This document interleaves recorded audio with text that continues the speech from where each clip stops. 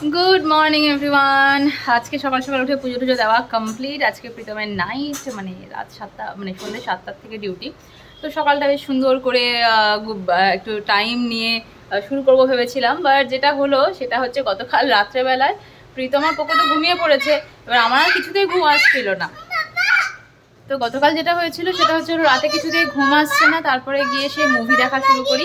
সেই মুভি আমার শেষ হয়েছে ভোর 5টা, 5:30 নাগাদ। 6টার সময় ঘুমিয়েছি। তো এবার ভেবেছিলাম যে সকালে ওঠার তো খুব একটা তাড়া নেই, কিন্তু যেটা হলো 7:30, 8টা নাগাদ চলে গেল, লোডশেডিং হয়ে গেল। এবার লোডশেডিং হওয়ার পরে এই গরমের মধ্যে কি আর শুয়ে থাকা যায়? এপাশ ওপাশ করতে করতে এবার বাইরে যখন আসছি, বাইরে এসে দেখছি বেশ ঠান্ডা একটা হাওয়া চলছে, কিন্তু ঘরের ভেতরে তো সেই ঠান্ডা হাওয়া নেই। তো যাই হোক, যথারীতি ঘুম হয়নি, ওই 1-1.5 ঘন্টা ঘুমিয়ে উঠেছি সকালবেলায়।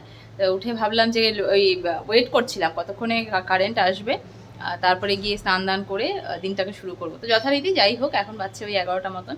তো এখন এই পুজো দেওয়া জাস্ট কমপ্লিট হলো, আর এখন রান্নাবাড়ি হবে। প্রীতম নিয়ে এসেছে সকাল সকাল মাছ। আমি পুজো দেওয়ার আগে পুরো ঘরটাকে ঝেড়ে মুছে পরিষ্কার করেছিলাম, ঠিক আছে? এবার এই আমার এইটুকু প্রদীপ আর একটু প্রেয়ার করতে করতে ঘরের এই হাল হয়েছে। যাই হোক, আর এইদিকে রান্নাবাড়ির আমি দেখাই।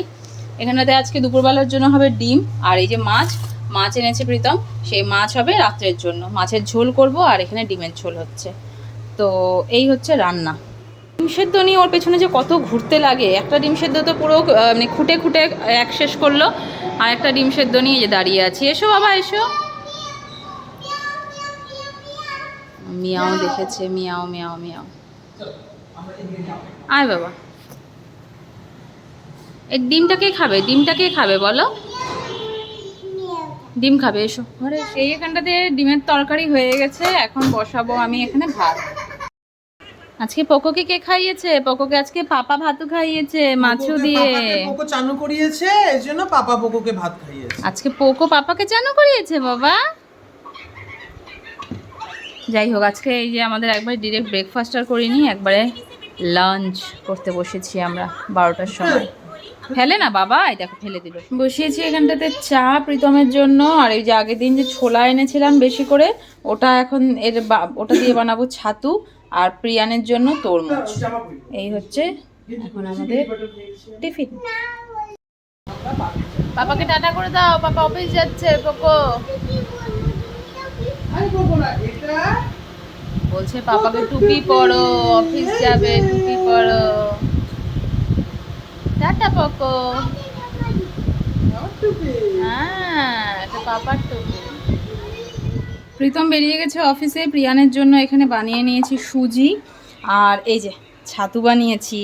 ছাতু দুবার করেছি। প্রীতমকে বলেছিলাম বড়টা বের করে দিতে, বড় জারটাতে একবারে হয়ে যেত, এই ছোটো জারটাতে না বারবার করে করতে হচ্ছে। এই এখন 3 নম্বর বার। প্রিয়ানকে সুজি খাইয়ে এই যে আমি এখন ওই বাটিতেই ছাতু নিয়ে নিলাম। এই প্রথম বাড়িতে বানানো ছাতু, বেশ ভালো লাগছে। দুধ দিয়ে একটু গুলে নিয়েছি, একদম পিওর। এটা না ছাতুর চোকলাটা একটু ছুলে নিলে ভালো হয়, কিন্তু আমাদের তো টাইম ছিল না, তাই আমি চোকলা সহই করেছি। বেশ দানেদার দানেদার সত্তু। কি কি লজ্জা।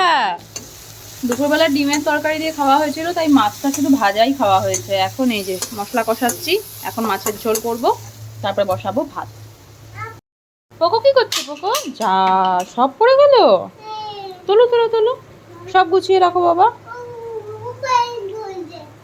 এগুলো সব তুলে রাখো বাবা, নোংরা করে না।